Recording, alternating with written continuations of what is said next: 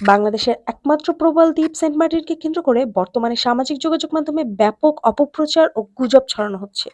Online post, video ও কিছু রাজনৈতিক বক্তব্যে দাবি করা হচ্ছে যে দ্বীপটি বিদেশি শক্তির হাতে তুলে দেওয়া হচ্ছে অথবা সেখানে সামরিক ঘাঁটি স্থাপন করা হবে।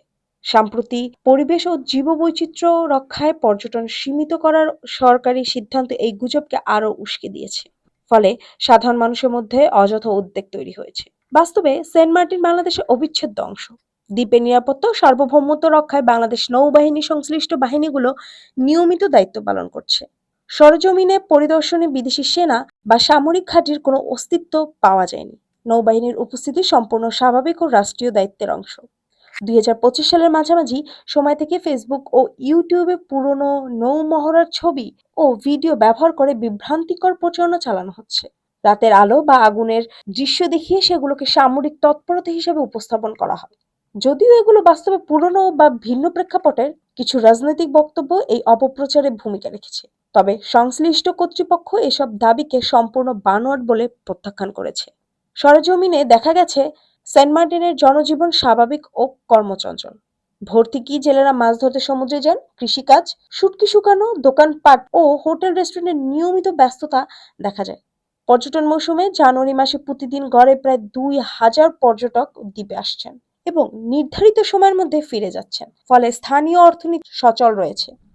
স্থানীয় বাসিন্দারা স্পষ্টভাবে জানিয়েছেন, দ্বীপে কোনো অস্বাভাবিক পরিস্থিতি নেই। প্রজন্মের পর প্রজন্ম ধরে বসবাসকারী মানুষ হিসেবে তারা দ্বীপের প্রতিটি অংশ সম্পর্কে অবগত এবং অনলাইনে ছড়ানো গুজবের সঙ্গে বাস্তবতার কোনো মিল নেই বলে দাবি করেন।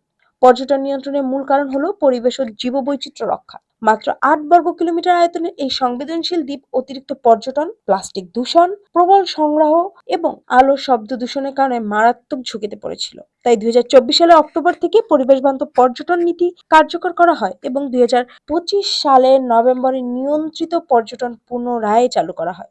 নৌবাহিনী সূত্রে জানা গেছে, সেন্ট মার্টিন ও আশেপাশের জলসীমায় ২৪ ঘন্টা রাডার নজরদারি ও কঠোর পাহারা অব্যাহত রয়েছে। নৌবাহিনী, কোস্টগার্ড, বিজিবি ও পুলিশ যৌথভাবে দায়িত্ব পালন করছে। বাংলাদেশ নৌবাহিনীর কর্মকর্তারা জানিয়েছেন, বিদেশি দখল বা সামরিক ঘাঁটির সব দাবি সম্পূর্ণ ভিত্তিহীন এবং পুরনো মহড়ার ছবি বিকৃত করে গুজব ছড়ানো হচ্ছে। সার্বিকভাবে সেন্ট মার্টিন নিরাপদ, সুরক্ষিত এবং বাংলাদেশের অংশ হিসেবেই স্বাভাবিকভাবে পরিচালিত হচ্ছে। অনলাইনে ছড়ানো অপপ্রচারের সঙ্গে বাস্তবতার কোনো মিল নেই।